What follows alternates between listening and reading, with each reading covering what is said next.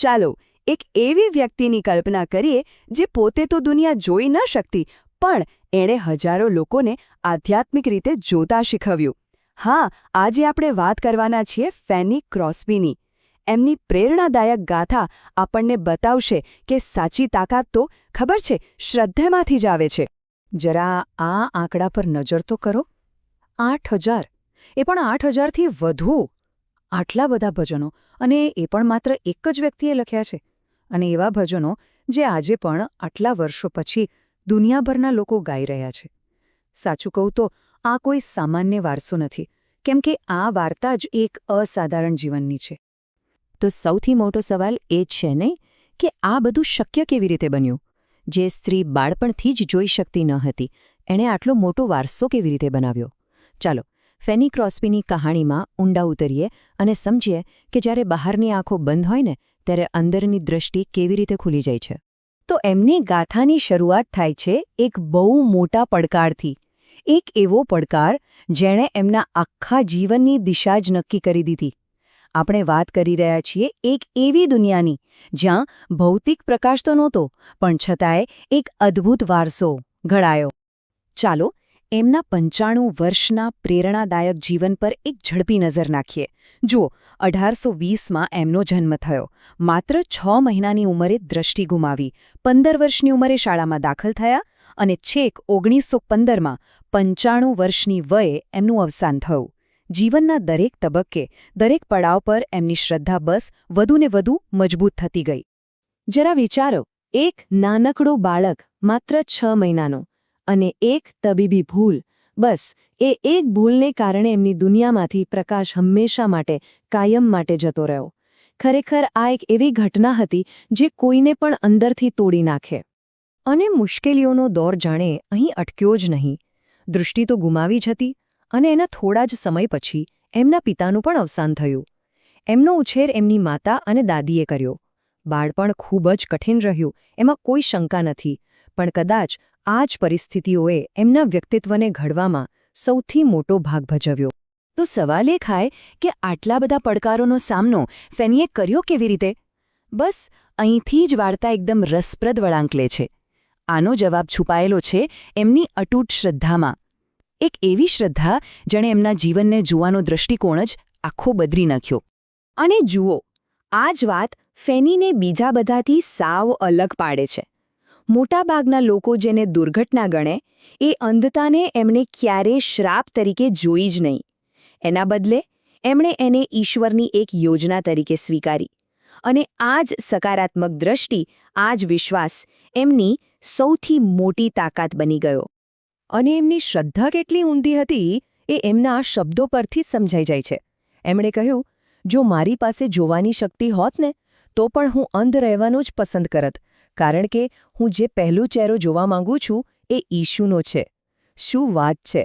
દુનિયાને જોવા કરતાં પણ ઈશ્વરને જોવાને વધુ મહત્વ આપવું. બસ આ જ વિચાર એમના આકર્ષક બાઇબલ આધારિત જીવનનો મૂળભૂત પાયો હતો. હવે 15 વર્ષની ઉંમરે એમના જીવનમાં એક ખૂબ જ નિર્ણાયક વળાંક આવ્યો.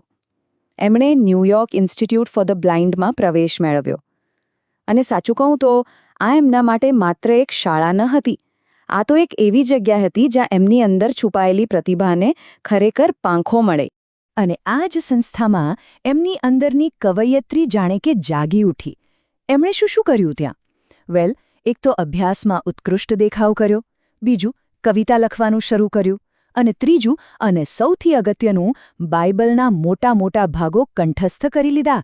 અને આ જ જ્ઞાન આગળ જતાં એમના હજારો ભજનોનો મજબૂત પાયો બન્યો. તો એમની આ શ્રદ્ધા અને પ્રતિભાનું પરિણામ શું આવ્યું? એમણે કેવો વારસો પાછળ છોડ્યો? એક એવો વારસો જે આજે પણ લાખો, કરોડો લોકોના જીવનને સ્પર્શી રહ્યો છે. ચાલો હવે આપણે એ વારસાની ભવ્યતાને નજીકથી જોઈએ. ચાલો ફરી એકવાર આ આંકડા પર આવીએ.